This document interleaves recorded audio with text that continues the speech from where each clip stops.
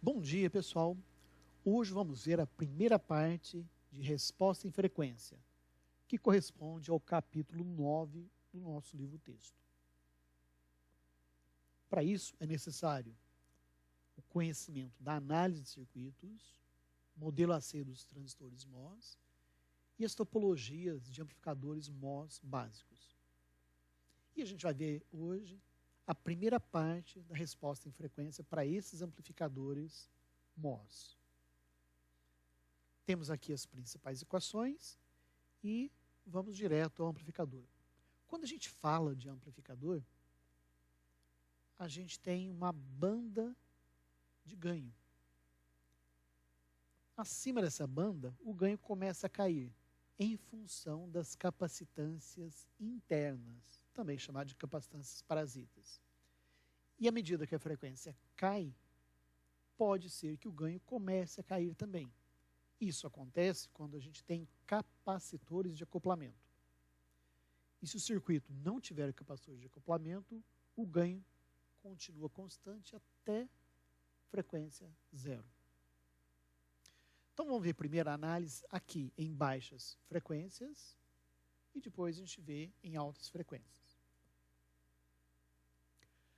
Para isso, vamos tomar como exemplo esse amplificador fonte comum que está aqui. O sinal da fonte é injetado no amplificador através do capacitor de acoplamento. E o sinal é tomado através do capacitor de acoplamento 2.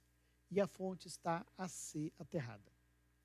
Para fazer a análise desse amplificador, a gente tem que zerar as fontes. Então, no caso da fonte de tensão, vira um zero, e no caso da fonte corrente, abre, como está aqui. Muito bem, podemos fazer a análise diretamente aqui, ou podemos fazer a substituição do transistor pelo seu modelo, no caso, o modelo T, como está aqui. Então, a partir desse modelo T, nós vamos obter, então, a expressão de ganho. Vamos ver essa parte inicial. Observe que VG, que nós temos aqui, é uma parte do Vsig, porque forma um divisor de tensão aqui. Então, o equacionamento desse divisor de tensão está aqui. Então, VG seria a tensão em cima de RG e dividido por toda a impedância. Fazendo um manuseio nessa expressão, nós chegamos nesse formato, onde que aqui está o ganho em baixas frequências, aqui o comportamento em frequência. Então, daqui a gente observa que existe um polo, que é o primeiro polo, dado, então, por 1 sobre RC. 1 sobre RC que está aqui.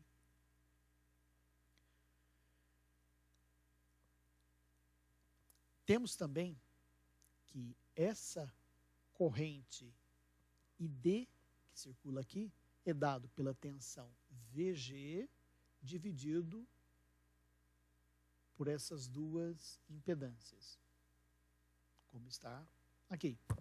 Então, manuseando essa expressão, a gente consegue deixá-la nesse formato. E aqui a gente vê que temos um novo polo, um polo 2, cuja frequência é dada, então, por essa expressão. Na saída, nós temos um divisor de corrente. Essa corrente D, uma parte provém de RD e a outra parte através de RC, aqui, RL e o capacitor de acoplamento. Então, como se tem um divisor de corrente, a expressão seria esta, que após um manuseio, ela cai neste formato, onde que a gente tem o ganho aqui, e aqui a resposta em frequência. Então, a gente tem um terceiro polo, que é dado, então, por essa expressão. Muito bem.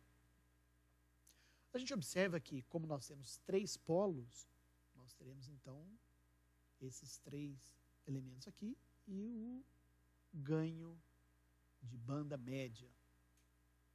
E o ganho de banda média é formado pelo divisor resistivo mais o ganho do transistor, que é o que nós temos aqui, o divisor resistivo e o ganho formado pelo transistor. Muito bem. Esses 3 polos tipicamente estão distribuídos dessa forma. Ou seja, o polo mais alto é o polo 2, depois a frequência menor é o 3 e a frequência mais baixa de todas, normalmente, é o polo 1. Muito bem. Se esse polo 3 está separado do polo 2 por um fator de 4 vezes, então a gente pode considerar que esse polo 2 é o polo dominante. E a gente vai analisar como sendo só ele. Vamos descartar os demais para facilitar a nossa análise. E esse polo dominante é, então, como a gente já tinha visto anteriormente, dado por essa expressão. A gente poderia obter esses mesmos resultados fazendo a análise da forma um pouquinho diferente, fazendo aquele método do capacitor aberto. Isto é, a gente vai fazer a análise considerando um capacitor por vez. E vamos admitir que os demais estão abertos. Não curtos, abertos. E vamos ver a resistência que ele enxerga. Então, por exemplo, quando eu vou fazer esse capacitor C1, a gente abre os outros, a gente tira os outros. Esse capacitor C1 enxerga RSig e RG. Portanto, o polo obtido é o RG mais RSig vezes essa capacitância. Da mesma forma, se a gente abre os demais, esse capacitor CS vai enxergar essa impedância 1 sobre GM, como já tínhamos visto em capítulos anteriores. Está aqui. E esse capacitor C2 vai enxergar essa resistência RD e essa resistência RL. Está faltando um parênteses fechando aqui, porque são as duas resistências vezes a capacitância. Então, fica a gosto do freguês desenvolver as equações do circuito ou usar o método do capacitor aberto, que seria, na verdade, análise por inspeção. Bom, vamos jogar uns valores nessas expressões para a gente ter uma noção do que está acontecendo.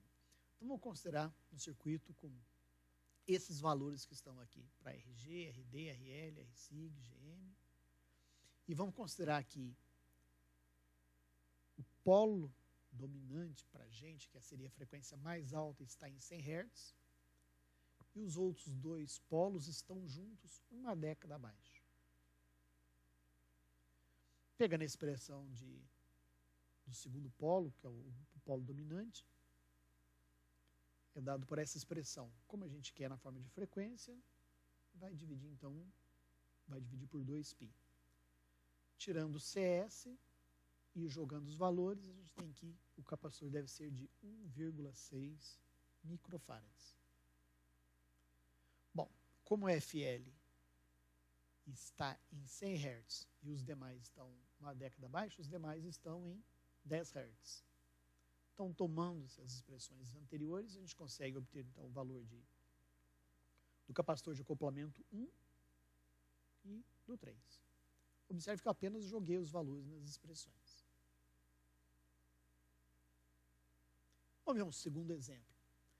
Dados esses valores de capacitância e resistência, vamos obter as expressões de ganho e dos polos. Muito bem. A expressão de ganho é essa, que foi obtida anteriormente. Substituindo os valores, temos que o ganho é menos 9,9 volts por volt. Também substituindo os valores para o polo 1, a gente tem 0,016 Hz, polo 2, 318 e polo 3 em 8 Hz. Comprovando que o polo 2 é o que está na frequência mais alta. Portanto, é o que interessa para a gente. Então, ele é o dominante. A resposta em alta frequência de um amplificador é definido pelas capacitâncias internas do transistor, que também são chamadas de capacitâncias parasitas. E essas capacitâncias decorrem do gate e da difusão, ou melhor, das difusões. No caso do gate, é esse tamanho, L, vezes esse tamanho, W, vezes a capacitância por unidade de área. Afinal, nós temos a placa do gate, um dielétrico e aqui o material do substrato. Se o transistor está no corte, isto é, se não há canal, a capacitância é entre o gate e o substrato, ou o corpo, como está aqui. E não há capacitância com a fonte nem com o dreno. Se o transistor se encontra na região triodo, há um canal entre fonte e dreno. Portanto, vai haver uma capacitância entre o gate e o canal, que vai ser dividido, então, metade para a fonte e metade para o dreno, como nós temos aqui. Se por acaso o transistor está na região de saturação, não existe canal entre fonte e dreno. Dessa forma, a capacitância entre gate e dreno é aproximadamente zero e a capacitância entre gate e fonte é cerca de 2/3 de W vezes L vezes a capacitância por unidade de área. Observe também que o gate se sobrepõe ligeiramente sobre o dreno e sobre a fonte. Então vai existir aqui uma capacitância de sobreposição ou overlap, que é dado pelo L de overlap, vezes o W, vezes a capacitância por unidade de área, como está aqui. Existe também a capacitância de junção, que seria aqui do dreno com o substrato, e também da fonte com o substrato, sendo do fundo, dessa face, da face do fundo, dessa face aqui, enfim. E essa capacitância é dado por essa expressão, onde CSB0 corresponde à capacitância que a gente tem aqui, quando corpo e fonte estão no mesmo potencial. Se estiverem em potencial diferente, vai aparecer aqui. E tanto fonte quanto dreno nós temos aqui a capacitância. Vamos fazer um exemplo, só lançando valores naquelas expressões anteriores. Então temos aqui as dimensões, o valor de overlap, espessura, e queremos obter as capacitâncias. Então, capacitância por unidade de área é dado então por essa expressão. Portanto, tendo a capacitância por unidade de área vezes a área de overlap, temos a capacitância de overlap. Temos aqui para CGS, CGD, CSB e CDB. Muito bem, eu apenas fiz aplicação de fórmula aqui. Vamos ver como é que ficaria o modelo do transistor. Ficaria como está aqui. Apareceu, então, a capacitância entre gate e fonte, que é significativa para quando o transistor está na saturação. Gate e dreno é muito pequena, próximo de zero. Dreno, corpo, fonte e corpo. Se fonte e corpo estão no mesmo potencial, essa capacitância é eliminada e a gente passa, então, para esse modelo que está aqui. Muitas vezes, o modelo acaba simplificado dessa forma, ou seja, a capacitância entre dreno e corpo é tirada do modelo e colocada com o restante do circuito. Nós vamos ver daqui a pouco um exemplo. Bom, como comparar um transistor de um fabricante com um outro transistor de um outro fabricante? Um dos parâmetros é a frequência de ganho unitário, que se faz colocando um curto-circuito na saída e aumentando-se a frequência até que essa corrente de saída se torne igual à corrente de entrada, de excitação. Então, a gente pode tirar daqui que essa corrente IO é dado por GM-VGS, que é a corrente que desce aqui, e uma pequena fração da corrente aqui. Lembre-se que eu disse que essa capacitância é muito próxima de zero. Então, a corrente aqui é muito pouquinho. Então, a gente pode aproximar essa expressão por GM-VGS. VGS, que está aqui, atenção, é dado por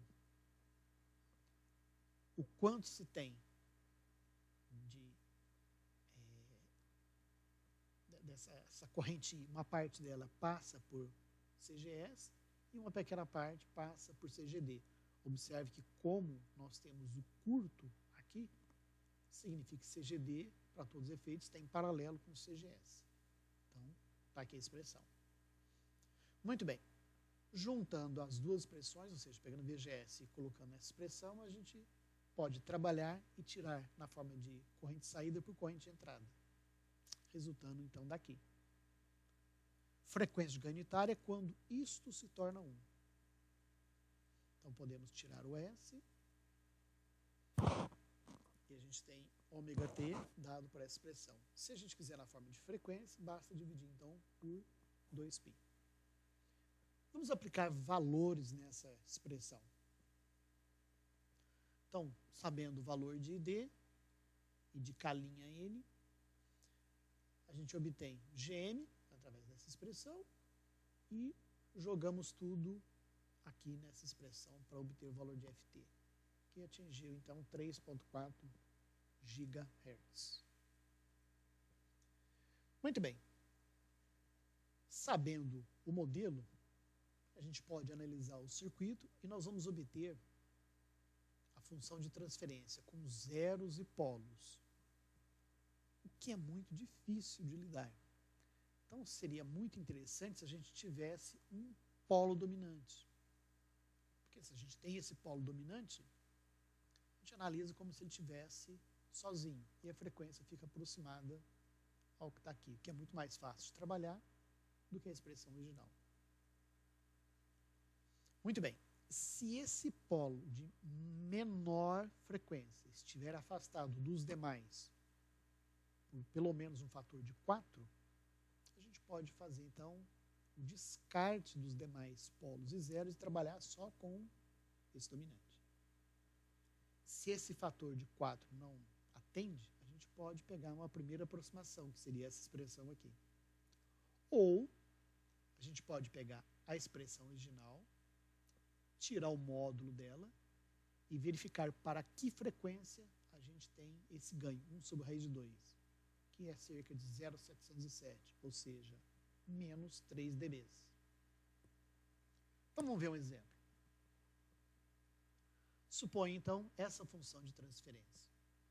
Então, um zero em 10 à quinta e polos em 10 à quarta e 4 vezes 10 à quarta. Então, nós temos aqui 10 à quarta, o primeiro polo, 4 vezes 10 à quarta, o segundo polo, e 10 à quinta, o zero. A gente pode observar pela curva que está aqui. Então, se a gente observar, este polo está afastado do outro por pelo menos um fator de 4. Então, eu posso fazer a primeira aproximação, dizer que a frequência de corte desse amplificador, ou seja, de menos 3 dB desse amplificador, vai ser 10 à quinta radianos por segundo. Se ao invés disso eu jogar naquela fórmula da segunda aproximação, eu vou obter o valor de 9.800 radianos por segundo. Porém, se eu jogar nessa fórmula, tirar o módulo e verificar para que valor de frequência esse módulo vale 1 sobre a raiz de 2, nós vamos obter 9.537 radianos por segundo. O que dá muito trabalho. Então, se ao invés de pegar a expressão exata, se a gente pegar a primeira aproximação, nós vamos errar por menos de 5%. Para uma primeira análise, está ótimo, porque nós vamos apenas ter essa primeira análise. Vamos ver agora o teorema de Miller, que vai nos ajudar muito na análise de alguns circuitos. A ideia básica é que se eu tiver uma tensão V1 e uma tensão V2, que é múltiplo de V1, e uma impedância entre eles, vai circular uma corrente I. Se no lugar dessa impedância eu colocar impedâncias, tanto de 1 quanto 2, por terra, e circular as mesmas correntes, os circuitos serão equivalentes. Então vejamos. Tensão V1 menos a tensão V2 dividido pela resistência vai circular uma corrente I. Essa corrente I, então, V1 menos V2 dividido pela resistência, ou seja, vezes a admitância. Colocando V1 aqui em evidência, a gente fica com 1 menos V2 por V1. V2 por V1 seria aí o ganho, o quanto V2 é maior que V1. Então, eu substituo por K. Do lado, nesse circuito aqui, do lado de cá, a corrente 1 é V1 dividido por Z1. Ou seja, V1 vezes a admitância 1. Então, se as correntes são iguais, eu necessito que tenha essa relação entre as admitâncias, que é dado, então, por essa expressão. Y1 tem que ser igual a Y vezes 1 menos K. Aqui. Que a gente pode escrever também na forma de impedância. Da mesma forma, a gente pode fazer a mesma análise pelo lado do V2. Então, a corrente aqui seria V2 menos V1 dividido pela impedância, ou seja, vezes a admitância. Aqui. V2 por V1 é ganho. Como a gente colocou V2 em evidência, ficaria essa expressão, V2 por V1 é ganho. Então, seria 1 sobre o ganho aqui. E a corrente nesse outro lado é V2 dividido por Z2, isto é, vezes Y2. Então, para que as correntes sejam iguais, como as tensões V2 são iguais, implica que Y2 é dado por essa expressão aqui. Que a gente pode ter também por impedância. Bom, por hoje é só. Próxima semana a gente dá continuidade. Obrigado.